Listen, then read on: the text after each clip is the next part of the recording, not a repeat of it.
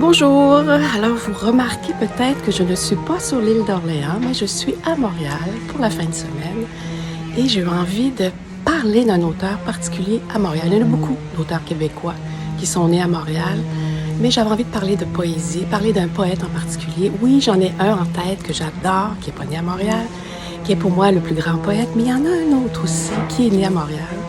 Et il s'appelle Émile Nelligan. C'est certain que vous le connaissez.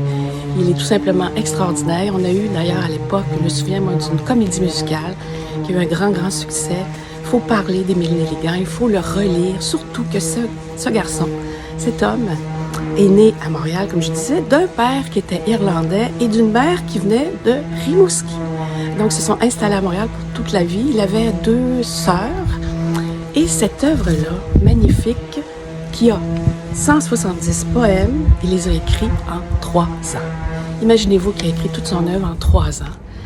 Et c'est une œuvre de jeunesse, finalement. Donc, à partir de l'âge de 19 ans, malheureusement, vous connaissez sans doute l'histoire, il est devenu, il était peut-être avant, mais il a été enfermé.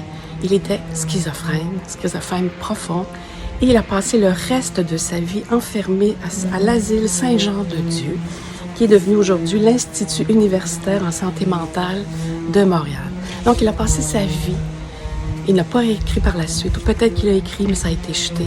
Mais cette œuvre-là a été écrite en 3 ans, juste avant sa folie.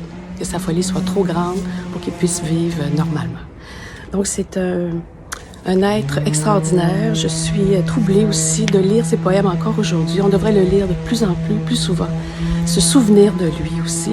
En ce moment, j'ai entendu dernièrement, Gilles Villeneuve a été nommé grand bâtisseur. J'en connais un autre aussi, un poète qui a été nommé grand bâtisseur. Et je pense que lui aussi a sa place dans les grands bâtisseurs du Québec. Et ce qui est bien, par exemple, ce qui est bien avec les écrivains, les auteurs, les poètes, les artistes, c'est qu'ils ne meurent jamais tout à fait. Ils deviennent à quelque part éternels grâce à leur œuvre, et celle-ci, c'est l'œuvre complète d'Émile Nelligan. Donc voilà pour aujourd'hui, et je vous souhaite une bonne semaine et on se retrouve la semaine prochaine. Merci, au revoir.